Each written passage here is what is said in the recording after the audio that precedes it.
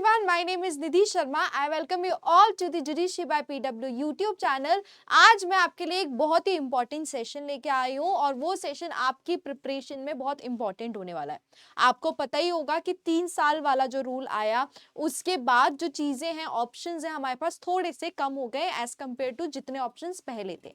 ठीक है, सो मैं ये 3 साल वाली बात फिर से डिस्कस नहीं करने वाली हूँ कि फिर से, क्योंकि आपने बहुत सारे सेशंस देख लिए हैं उस पर, आपको ये भी पता है कि क्या करना है क्या नहीं करना है. लेकिन मैं जो आज बात करने वाली हूँ, जो अभी हमारा मौका है, जो हमारे हाथ में है, जो एग्जाम अभी हमारे हाथ में है, उसके बारे में मैं आपसे डिस्कस करने वाली हूँ. ओके, सो मैं आपसे यहाँ पे उत्तराखंड जुडिशरी की किस तरीके से आप प्रिपरेशन करो, क्या आपको दिमाग में रखना चाहिए, क्या स्ट्रैटेजी होगी, ये सारी चीजें आज के सेशन में हम डिस्कस करने वाले हैं. ऑब्वियस सी बात है, क्योंकि उत्तराखंड के अभी भी क्या हो रहे हैं, फॉर्म्स भरा रहे हैं, तो आपके पास अभी भी क्या है, अपॉर्चुनिटी है. वरना फिर क्या हो जाएगा, आप लेट हो जाओगे और फिर आपको वो 3 साल रूल वाली चीज क्या करनी पड़ेगी, फॉलो करनी पड़ेगी. ठीक है, क्योंकि इसकी लास्ट डेट फॉर्म भरने की क्या है, 5 जून है. तो अभी भी आपके पास टाइम है कि आप फॉर्म भर सकते हैं और अपनी प्रिपरेशन कर सकते हैं. अब आते हैं दूसरी चीज पे. दूसरी चीज क्या, दूसरी चीज ये है कि सबसे बड़ी बात कि एग्जामिनेशन कब होगा. तो जैसे अभी हमें पता है कि 5 जून क्या है, उसकी लास्ट डेट है भरने की, तो एक्सपेक्ट अगर हम करें कि इसका जो प्रीलिम्स एग्जामिनेशन है वो 2 महीने के में, मतलब 2 महीने में हो जाना चाहिए. ठीक है, मतलब लास्ट जुलाई या अगस्त स्टार्टिंग में इसकी डेट होगी, ये हम मान के चल रहे हैं. 2 महीने का हमारा प्रिपरेशन टाइम हम लेके चल रहे हैं. ओके, सो 2 महीने में किस तरीके से प्रिपेयर करना है, क्या करना है, ये मैं आपको बताने वाली हूँ. अब आपके दिमाग में आ रहा होगा कि मैम इतनी सारी पोस्ट के लिए तो कोई वैकेंसी निकली नहीं है जो हम इतने खुश हों. तो बेटा, उत्तराखंड में जो अगर निकली भी है, टोटल अगर मैं बात करूं, टोटल 8 वैकेंसी है, जिसमें अनरिजर्व के लिए 6 वैकेंसी है. तो वो वैकेंसी क्या है, काफी वैकेंसी होती है उत्तराखंड जैसे स्टेट के लिए. तो इसीलिए ये मत सोचो कि वैकेंसी कम है, वैकेंसी है जितनी उसी में अपना क्या करो, मेन फोकस करो. क्योंकि अगर हम हर एग्जाम, ऐसे तो हम कभी खुश ही नहीं हो पाएंगे, अगर 50 वैकेंसी आई तो भी खुश नहीं हो पाएंगे. तो जो वैकेंसी जितनी आई है उस पे ही फोकस करो और इस हिसाब से अपना एम बनाओ कि नहीं यार, मुझे निकालना है और उस वैकेंसी का सिर्फ मैं ही हकदार हूं, तो वो चीज मुझे करनी पड़ेगी. ठीक है, मैं यहाँ आपको डिमोटिवेट करने नहीं आई हूँ. जो काफी लोग बोल रहे हैं कि अब क्या होगा, अब जुडिशरी में कुछ नहीं है, अब जुडिशरी में स्कोप नहीं है, नहीं, मैं अभी जो आपके पास एट प्रेजेंट मौका है उसके बारे में बात करने आई हूं. मैं यहाँ पे मोटिवेट करने आई हूं, डिमोटिवेट करने नहीं आई हूं. तो ये मत सोचो कि सिर्फ 6 वैकेंसी है तो हम कुछ नहीं कर पाएंगे, नहीं. आप यही सोचो कि वो 6 वैकेंसी जो है ना, उनमें से क्या होनी चाहिए, मेरी एक पोजीशन क्या होनी चाहिए, वहां पर पूरी तरीके से ऑक्यूपाइड होनी चाहिए. जब ये दिमाग में स्ट्रेटेजी बनाओगे ना, ऑटोमेटिकली तुम्हारा एग्जामिनेशन क्लियर करने की पूरी चांसेस हो जाएंगे. ठीक है, सो यहाँ पर 6 कैटेगरी अनरिजर्व के लिए है और टोटल कैटेगरी 8 के लिए, और जो वुमेन्स है उनके लिए 2 सीट्स बताई गई है. अब मैं आती हूँ सबसे इंपॉर्टेंट चीज, सिलेबस. सिलेबस के बारे में मैं ऑलरेडी डिस्कस कर चुकी हूँ. मैंने एक जीके से रिलेटेड सेशन भी लिया था और जब इसकी नोटिफिकेशन आई थी तो उसमें भी मैंने सिलेबस के बारे में बताया था. लेकिन आज हम एक मतलब ओवरऑल में देख लेती हूँ, क्योंकि अभी हम सिर्फ प्रीलिम्स की बात कर रहे हैं. ठीक है, सो प्रीलिम्स एग्जामिनेशन में आपको पता है क्या, अगर नहीं पता है तो मैं बता देती हूँ, 2 पेपर में आपका प्रीलिम्स एग्जामिनेशन होता है. ठीक है, 2 पेपर में प्रीलिम्स एग्जामिनेशन में क्या होगा, जो पेपर 1 आएगा वो आपका आएगा जनरल नॉलेज. ठीक है, और जो पेपर 1 होगा दैट इज जनरल नॉलेज, वो कितने मार्क्स का होगा बेटा, वो आपके 50 मार्क्स का पेपर होगा. पेपर 2 जो होगा आपका दैट इज पार्ट 2, मतलब पार्ट 1 पार्ट 2 में डिवाइडेड है. पार्ट 2 जो होगा वो आपका लॉ का होगा और वो कितने मार्क्स का होगा, वो 150 मार्क्स का होगा, 150. बट जो दोनों पार्ट है वो किस में होंगे, ऑब्जेक्टिव बेसिस पे होंगे, और वो प्रीलिम्स एग्जामिनेशन की हम यहाँ पे बात कर रहे हैं. अब मैं जब बात करती हूँ जीके के, हम छोड़ देते हैं अभी क्योंकि मैं जीके का ऑलरेडी एक सेशन ले चुकी हूँ, बट मैं बता दूंगी कैसे प्रिपेयर करना है क्या. अगर हम बात करें लॉस की, जो हमारा पेपर 2 है जो कि 150 मार्क्स कवर कर रहा है, तो कौन से लॉज आ रहे हैं इसमें, यहाँ पर टीपीए पूछा जा रहा है आपसे, principle of Hindu law, Muslim law, basically family law. ठीक है, इंडियन एविडेंस एक्ट आपसे पूछा जाएगा और भारतीय साक्ष्य अधिनियम. ठीक है, मतलब आपसे पुराना जो एविडेंस एक्ट है और जो नया एविडेंस एक्ट है दैट इज बीएसए, दोनों आपसे पूछे जाएंगे. फिर मैं बात करूं सीआरपीसी और बीएनएसएस, पूरा सीआरपीसी से भी पूछे जाएंगे और बीएनएसएस से भी पूछे जाएंगे. उसी के साथ साथ आईपीसी और बीएनएस, आईपीसी में भी क्वेश्चन पूछे जाएंगे और बीएनएस भी और सीपीसी. ये आपका पूरा क्या है, ये पूरा आपका प्रीलिम्स का सिलेबस है. अब हम आते हैं अपने पूरे प्लानर पे कि कैसे करना है। उसी के साथ this is my Telegram ID, कोई भी डाउट हो, कोई भी क्वेरी हो, आप मुझसे वहां पे कनेक्ट कर सकते हो और सारे अपडेट्स एग्जाम से रिलेटेड और भी जो अपडेट्स है वो आपको यहाँ पर मिल जाएंगे। सो बेसिकली अगर मैं बात करूं कि अगर हम देखें कि क्या क्या आने वाला है लॉ में, पेपर 2 में हम अगर पार्ट 2 में बात करें, ठीक है, तो पार्ट 2 में जो आपका आने वाले हैं लॉज वो कौन से हैं? टीपीए है, Hindu law and Muslim law. उसी के साथ साथ हमारा क्या है? सीपीसी है, ठीक है, उसी के साथ आईपीसी, दैट इज आईपीसी आएगा, और उसी के साथ हमारा नया criminal law that is BNS भी आएगा, भारतीय न्याय संहिता, ठीक है, उसी के साथ सीआरपीसी भी आएगा और बीएनएसएस, भारतीय नागरिक सुरक्षा संहिता, और हमारा इंडियन एविडेंस एक्ट और बीएसए, और उसी के साथ हमारा क्या आएगा? सीपीसी। ये आपका पूरा 150 मार्क्स में ये पेपर आने वाला है पार्ट 2। अब मैं बात करूं कि ऑब्वियस सी बात है, मैंने आपको यहाँ पे टारगेट जो हम मान के चल रहे हैं कि हमारे पास 2 मंथ्स हैं, ठीक है, 2 मंथ्स हम मान के चल रहे हैं। अभी तक आपने इतने टाइम में जो एग्जामिनेशंस आए, आपको पता है स्टे लग गया, ठीक है, आपके दिमाग में कहीं ना कहीं लगा कि पढ़े या ना पढ़े, बट मैंने हमेशा बोला था और बाकी फैकल्टीज ने भी बोला कि अपने प्रिपरेशन मत बंद करना। और आप जब इतने टाइम से वेट कर रहे थे कि कब वैकेंसी आएगी, कब नोटिफिकेशन आएगी, तो ये मान के चला जा रहा है कि आपने जो बेसिक मतलब जो पुराने लॉज हैं वो पढ़े होंगे, ठीक है। जैसे अगर मैं बात करूं ट्रांसफर ऑफ प्रॉपर्टी एक्ट की, तो वो आपका पढ़ा हुआ होगा। अभी आपको प्रीलिम्स के लिए, उत्तराखंड प्रीलिम्स के लिए सिर्फ उसको रिवाइज करना है और उसकी प्रैक्टिस करना है, मतलब एमसीक्यूज देखना है।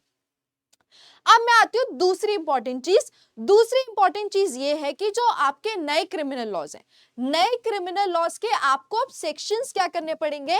याद करने पड़ेंगे, ठीक है, सिंपल शब्दों में, कोई घुमा फिरा के नहीं बोल रही हूं, याद करने पड़ेंगे, ये बात दिमाग में रख लो।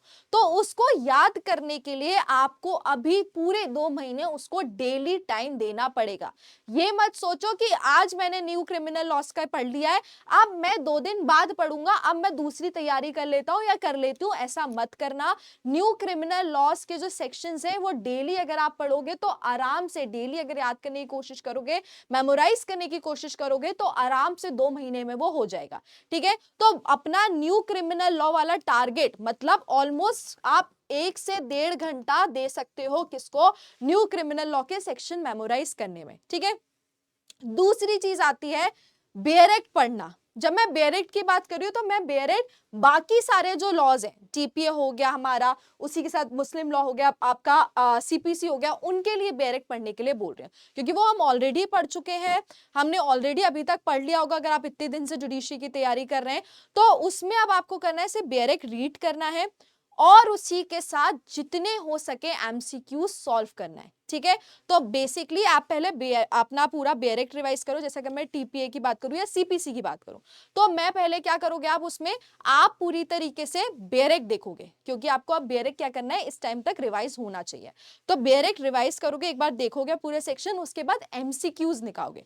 मान लो तुमने 500 एमसीक्यूज लगाए, अब वो 500 एमसीक्यूज में से क्या होगा, ऐसा तो नहीं पूरे 500 डायरेक्ट बेयरेक्ट से कहोगे, नहीं, 500 में से हो सकता है 200 क्वेश्चंस डायरेक्ट हो, डायरेक्ट सेक्शंस पूछ रहे हो। ऐसा हो सकता है कि जो 100 क्वेश्चंस है वो आपके किसके हो, 100 क्वेश्चंस कहीं ना कहीं केस लॉ के हो, ठीक है, और जो बाकी क्वेश्चंस हो वो आपके घुमा फिरा के पूछे हो। तो ये आप एमसीक्यू भी क्या करोगे, लगाते जाओगे। जैसे आपने 500 क्वेश्चंस अगर लगाए हैं तो वो 500 क्वेश्चंस में जो बेयरेक्ट वाले हैं वो भी आप क्या करोगे, बेयरेक्ट में कहीं ना कहीं हाईलाइट कर दोगे कि इस सेक्शन से क्या आया था, क्वेश्चन आया था। उसी के साथ साथ जो आपका जो केस लॉ वाले हैं, तो केस लॉ के लिए आप सिंपल सी बात है, जब आप क्वेश्चंस लगाओगे तो उसके बाद जब आप अपना पूरा करोगे, रिव्यू करोगे, तो उसके बाद केसेस का नाम लिख सकते हो आप अपने, किसके लिए, कि आप जब बाद में रिवाइज करोगे तो आपको पता होगा कि यार ये केसेस आए थे तो इनसे रिलेटेड क्वेश्चंस बन सकते हैं, ठीक है। तो वो केसेस के नाम लिख लेना, और जो बाकी घुमा फिरा के आए हैं, जैसे चाहे इलस्ट्रेशन से आया हो या एसेंशियल से आया हो, तो उसका भी एक बेसिक आप क्या कर लेना, अपने हिसाब से नोट्स बना लेना। तो क्या रहेगा ये, क्योंकि आपके ऑलरेडी प्रिपेयर्ड सब्जेक्ट्स हैं, इसमें अब आपको क्या करना है, सिर्फ और सिर्फ प्रैक्टिस करनी है। और अगर कहीं पर भी डाउट है कि यार अभी भी मैं सीपीसी में कमजोर हूं या अभी भी मैं टीपीए में कमजोर हूं, तो बेटा फिर आपको बहुत बहुत ज्यादा टाइम देना पड़ेगा। अभी 2 महीने बहुत स्मार्टली पढ़ना पड़ेगा, ठीक है। मैं ये इस हिसाब से बता रही हूँ कि जिन लोगों का ऑलरेडी प्रिपेयर्ड है, टीपी और सीपीसी मतलब जो पुराने लॉज हैं वो प्रिपेयर्ड है, अभी हमें जो नया याद करना है वो सिर्फ न्यू क्रिमिनल लॉज आना है, उनके हिसाब से बता रही हूँ, ठीक है। तो आप 1 से 1.5 घंटा डेली दीजिए, किसके लिए? न्यू क्रिमिनल लॉस को मेमोराइज करने के लिए। उसी के साथ आप एमसीक्यू सॉल्व करिए पुराने वाले लॉस के, बेयरेक देखिए, केस लॉस देखिए, केस लॉस भी बहुत इंपॉर्टेंट है, केस लॉस पूरे देखिए।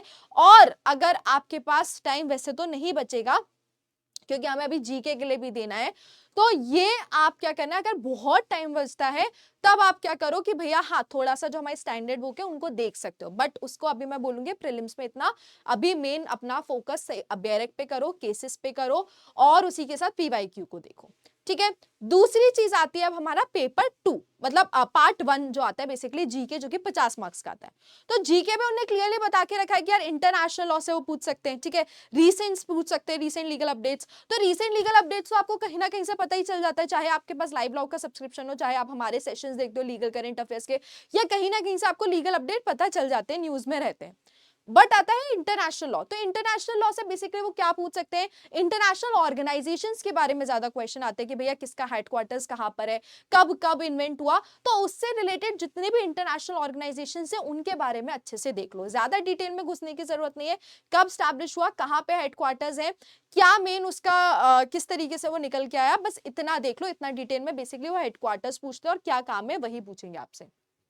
फिर आते हैं कॉन्स्टिट्यूशन लॉ, तो कॉन्स्टिट्यूशन लॉ पे जो जीके में आएगा वो ऐसा नहीं है कि हर एक आर्टिकल पूछेंगे, वो आपसे क्या पूछ सकते हैं, हिस्टोरिकल बैकग्राउंड, किस तरीके से कॉन्स्टिट्यूशन अडॉप्ट किया गया, सारी चीजें कहां से क्या लिया गया, क्या हमने दूसरी नेशन से लिया है, वो सारी चीजें आपसे पूछेंगे। और क्या पूछ सकते हैं कि मैंने आपको प्रैक्टिस भी कराई थी लास्ट वाले सेशन में कि हमारा फर्स्ट सीजीआई कौन था, फर्स्ट लॉ मिनिस्टर कौन था। सो बेसिकली ये जो पॉलिटी, इंडियन पॉलिटी से रिलेटेड हिस्ट्री है वो आपसे पूछी जा सकती है, तो उसके लिए भी आप साइड बाय साइड क्या करते रहिए, प्रिपेयर करते रहिए। बट मेन अगर मैं लॉ का बताऊं तो न्यू क्रिमिनल लॉ को बेटा टाइम देना, क्योंकि उनको सेक्शंस को रिमेंबर करने में थोड़ा सा टाइम लगेगा। बाकी पुराने क्रिमिनल लॉस जो आपके पुराने लॉज हैं, जैसे टीपीओ हो गए, आईपीसी सीआरपीसी हो गए, उनके अब आपको क्या करना है, सिर्फ डायरेक्ट एक बार देखना है for the revision, and MCQ solve करना है और केस लॉज देखना मत भूलना, ठीक है। तो ये आप अभी, क्योंकि 2 महीने हम एक्सपेक्ट कर रहे हैं, 2 महीने का हम टाइम लेके चल रहे हैं, मैं भी कोई श्योरिटी से नहीं बता सकती कि 2 महीने बाद आ ही जाएगा प्रीलिम्स एग्जामिनेशन, या मैं बोलूं कि अगले महीने आ जाएगा, नहीं, मैं एक्सपेक्टेड डेट बता रही हूँ आपको कि जिस हिसाब से अभी 5 जून हमारी लास्ट डेट है भरने की, तो हाँ जुलाई लास्ट में, अगस्त में होने की संभावनाएं हैं। तो उसी हिसाब से मैं आपको यहाँ पर बता रही हूँ कि प्रिपरेशन कैसी करना है, तो आप फोकस करिए। और उसी के साथ जनरल नॉलेज का भी मैंने बता दिया कि मेन मेन चीजें देख लो, इंटरनेशनल ऑर्गेनाइजेशंस देख लो आपके, और इंडियन पॉलिटी का भी मैंने बता दिया कि जो जीके में पूछा जाएगा, ठीक है। तो अभी अपना पूरा फोकस प्लीज और प्लीज प्रीलिम्स के दिमाग से रखो कि हाँ प्रीलिम्स एग्जामिनेशन है और मुझे पढ़ना है, और ये समझ के पढ़ो कि this is the last examination, क्योंकि उसके बाद फिर हमारा 3 साल वाली चीज आ जाती है। तो अपना एम यही भैया, यही है जो है, ठीक है। ये मत सोचो वैकेंसी कम है, अभी मेन फोकस रखो कि भैया मुझे निकालना है, फिर आगे क्या होगा वो देखा जाएगा। अभी जब मेन फोकस रखोगे, जब तुम इतनी प्रिपरेशन करोगे कि हाँ यही है, तब तुम जो बाकी जो हमारी और अभी आने वाले हैं एग्जामिनेशन जिनकी ऑलरेडी वैकेंसी आ गई थी, उनके लिए क्या हो पाओगे, प्रिपेयर हो पाओगे, ठीक है। और कोई भी डाउट हो, कोई भी चीज हो, कोई भी क्वेरी हो, प्लीज मुझे कमेंट सेक्शन में बता देना। 3 साल प्रैक्टिस में हम ऑलरेडी इतनी बात कर चुके हैं, मैं आपको फिर से उस चीज में, फिर से मैं वो आपको उस जोन में नहीं ले जाना चाहती हूँ, बट मैंने आपको बेसिक, और बाकी लोगों ने भी बेसिक्स आपको बता दिया कि कैसे क्या क्या एक्सपीरियंस काउंट होगा, क्या नहीं होगा। अभी मैं इस सेशन में सिर्फ उत्तराखंड के बारे में बात करने आई थी, तो मैंने वो चीज आपको बता दी है। कोई भी, और उत्तराखंड की भी मैंने सिर्फ प्रीलिम्स की यहाँ पे बात करी है। कोई भी डाउट हो प्लीज आप कनेक्ट कर सकते हो, टेलीग्राम पे कनेक्ट कर सकते हो, कमेंट सेक्शन में बता सकते हो। और किसी से रिलेटेड भी आपको सेशन चाहिए, इंटरनेशनल ऑर्गेनाइजेशन से अगर रिलेटेड सेशन चाहिए, आपको जीके में मान लो इंडियन पॉलिटी से रिलेटेड कोई चाहिए, या न्यू क्रिमिनल लॉज का हमारी प्लेलिस्ट है, या उनसे कोई भी सेशन चाहिए, तो आप प्लीज कमेंट सेक्शन में बताइएगा, हम लोग उसकी सीरीज प्लान करेंगे और आपको क्या करेंगे, उसके लिए प्रिपेयर कराएंगे, ठीक है। उसी के साथ मिलते हैं नेक्स्ट सेशन में, जब तक के लिए अपना ध्यान रखो और अच्छे से प्रिपरेशन करो बिना टेंशन के, ठीक है पूकीज। चलो bye bye, take care, thank you.